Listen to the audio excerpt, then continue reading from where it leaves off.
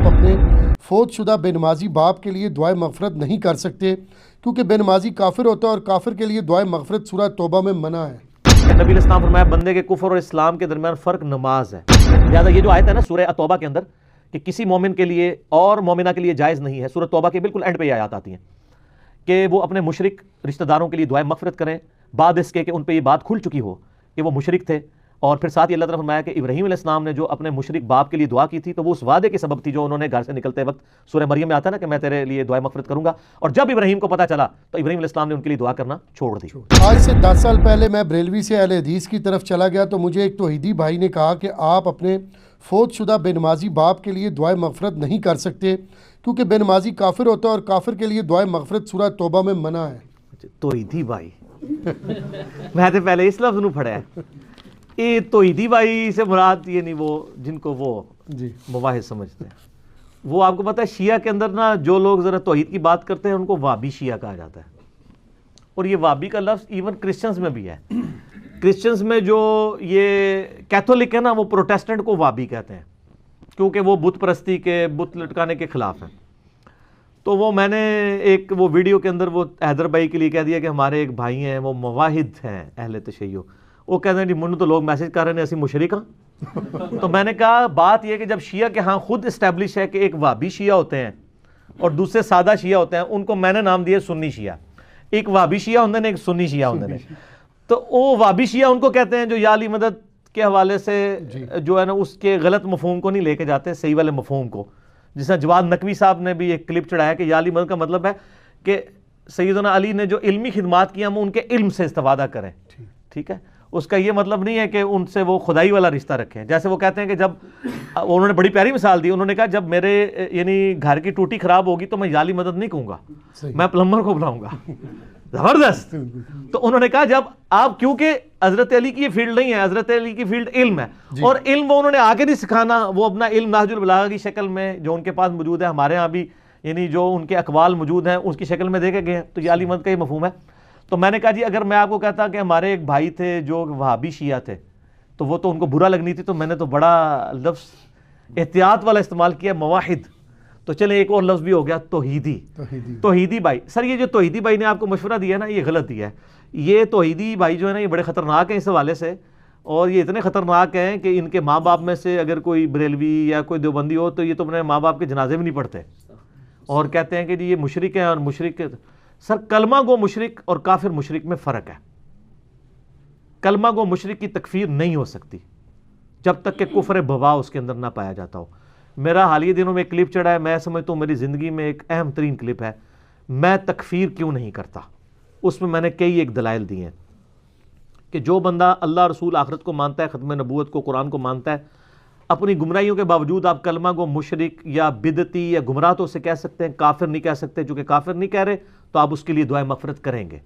نماز نہ بھی پڑھتا ہو تب بھی کریں گے، کیونکہ نماز نہ پڑھنے والا عملاً کافر ہے،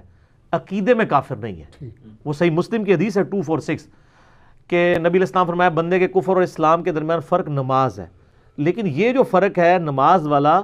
یہ عملاً ہے کہ ظاہر ہے کہ کافر جو ہے وہ نماز نہیں پڑھتا، مسلمان نماز پڑھتا ہے، لیکن ایک بندہ اللہ رسول کو مان رہا ہے، آخرت کو مان رہا ہے اور نفس کی سستی کی وجہ سے نماز نہیں پڑھ رہا، اس کو عقیدے میں آپ کافر کس طرح کہہ دیں گے؟ جس کے جرم کی جتنی انٹینسٹی آپ اتنی ڈیفائن کریں گے۔ اب آپ کہیں گے جی اس کا ثبوت دیں، تو سر ثبوت حاضر ہے،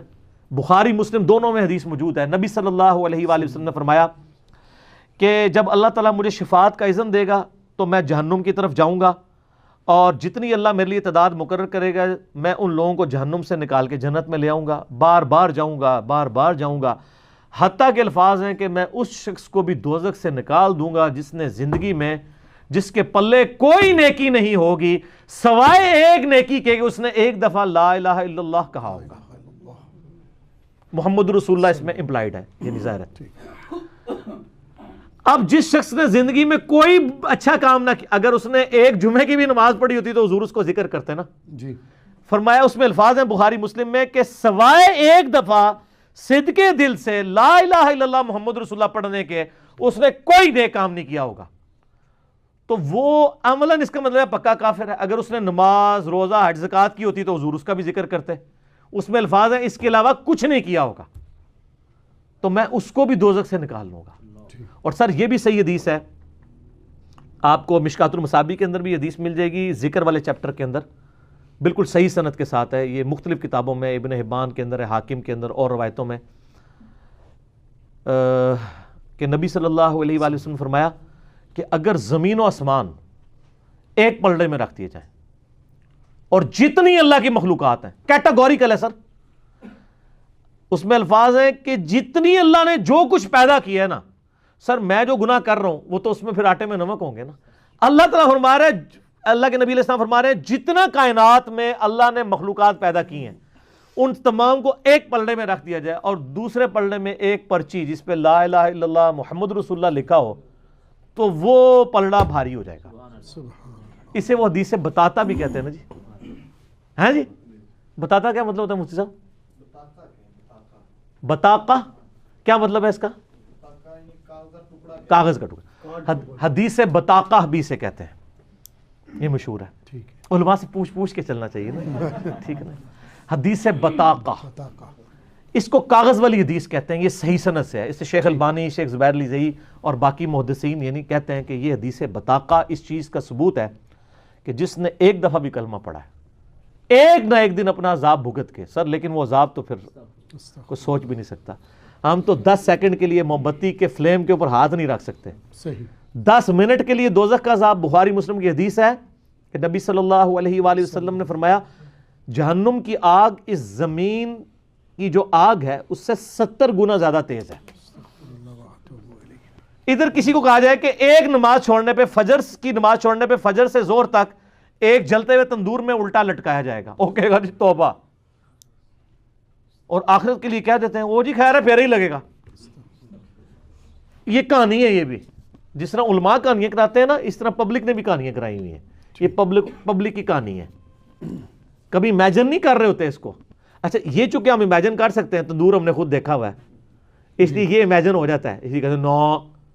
اچھا اس طرح کسی کو کہا جائے جی کسی بندے کو فجر کی نماز چھوڑنے پر